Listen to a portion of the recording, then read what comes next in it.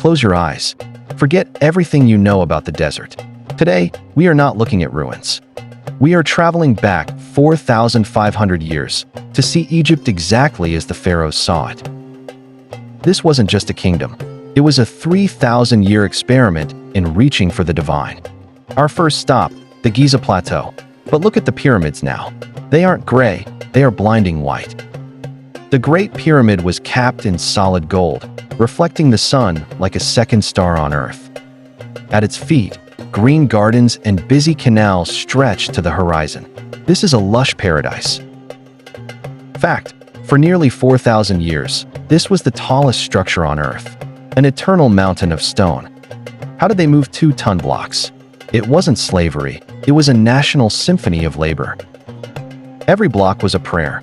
Every worker was a cell in the body of the living god, the pharaoh. The Sphinx is not a weathered mystery here. It is a painted guardian, vibrant in blue and red. He guards the horizon with eyes that never blink, watching over the city of Memphis. Memphis, the largest city in the ancient world, a forest of white walls and bustling markets. The Old Kingdom was a golden dream, a time when engineering met magic. Seen. But dreams can be followed by nightmares. Famine arrived. The Nile failed. Seen. After the darkness of the first collapse, Egypt rose again, not just as builders, but as warriors. Ramses the Great, the man who built more monuments than any ruler in history. He led 20,000 men into the jaws of death at Kadesh, the greatest chariot battle history had ever seen. Look at Abu Simbel, 4 giants carved directly into the mountain, standing guard for eternity. This was the peak of human glory. Gold was as common as dust in the streets of Thebes. But wealth is a slow poison. Even the strongest machines can be broken from the inside. Beyond the pyramids, a city of 1 million souls breathed. Memphis, the white-walled capital of the world. Here, the noise of trade never stopped. This was the New York of the ancient age, vibrant and alive. Look at the Temple of Ptah, a forest of columns so high, they seem to hold up the sky itself. Fact, Memphis was the most populated city on Earth for centuries, a center of art and technology. But every golden age faces a shadow. From the north, a new weapon arrived, the composite bow. Chariots of fire crossed the borders.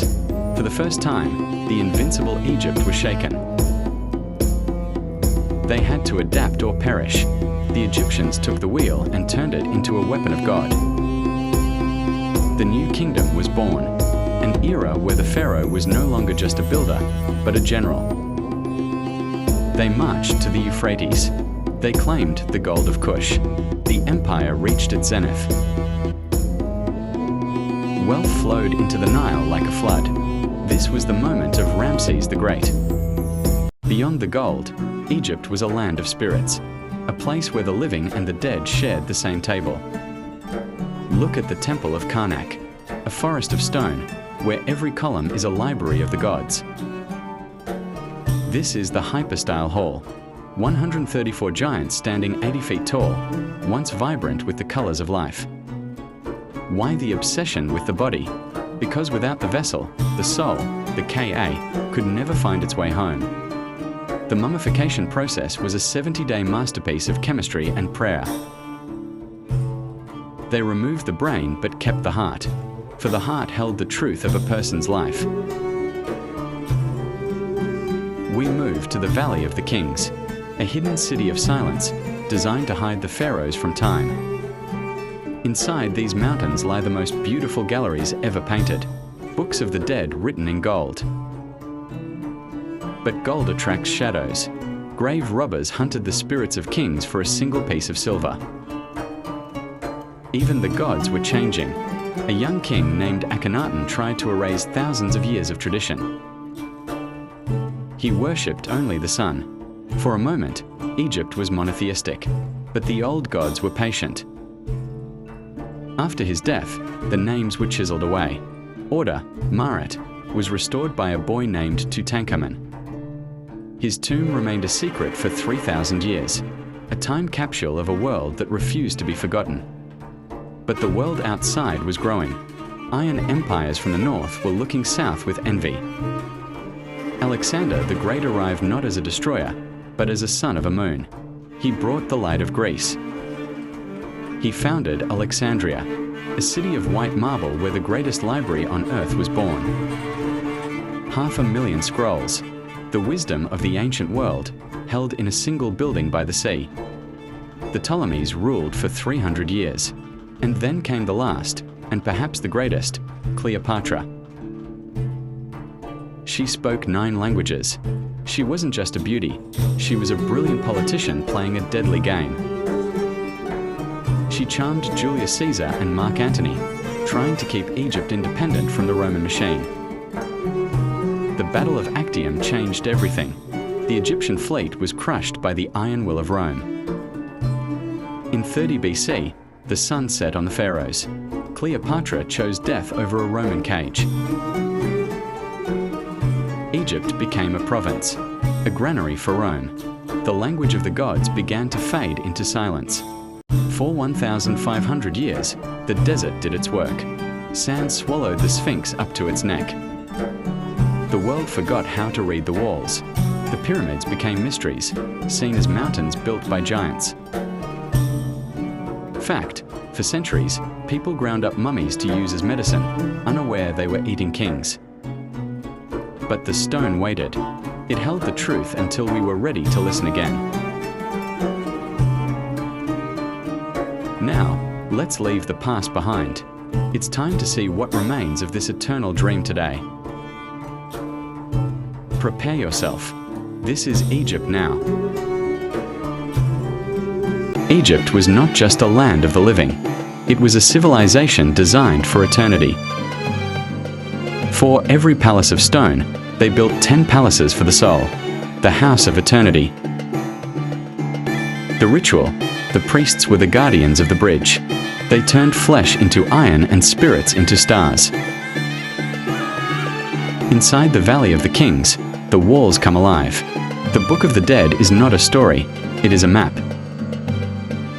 Fact: every pharaoh carried a secret, a gold-plated heart designed to pass the ultimate judgment. If the heart was heavier than a feather, the soul was lost forever. Only the pure reached the stars. But even the gods could be stolen. Tomb robbers risked their lives for a taste of royal gold. The empire was fading.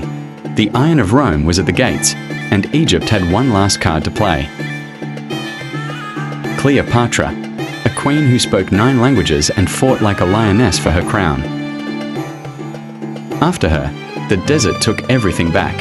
For 1,500 years, the Sphinx slept under the sand. The world forgot how to read the walls. The temples became stables for camels and goats.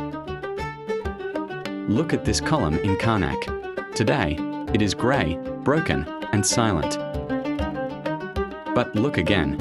With the eyes of history, we see the vibrant blue and gold return. We are the first generation in 1,000 years to see Egypt in its true colours. Science is the new magic. Cosmic rays are finding chambers where humans haven't stepped. The names of the kings were spoken again. Ramses, Thutmose, Tutankhamun. Look at the Valley of the Kings now, empty, but still holding its breath. Fact: Howard Carter searched for 6 years before finding the staircase to immortality. His hand trembled as he struck the match. "Wonderful things," he said. Tutankhamun's golden mask is the face of Egypt, a boy king who defied death through beauty. The Great Sphinx has lost its nose, but not its power. He still watches the rising sun. A guardian of the horizon, waiting for a time that may never come again. Today, the Nile still flows, feeding a new Egypt, a bridge between the old and the new. The sound of the call to prayer echoes where the pharaohs once stood as gods.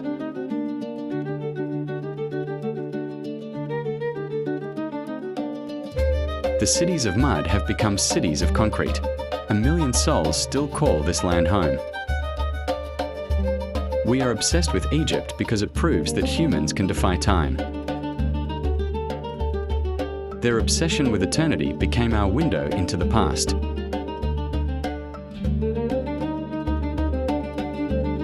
Fact: modern surgery, paper, and even the calendar we use today all have Egyptian roots.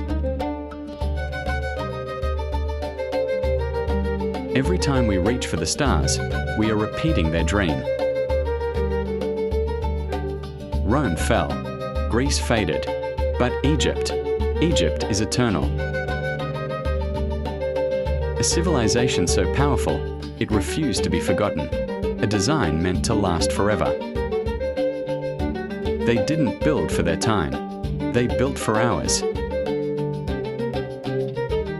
Thank you for traveling through time with us. The journey never truly ends. And the journey has only just begun. Don't let the sand bury the secrets. Subscribe to witness the rebirth of history. Thank you for watching.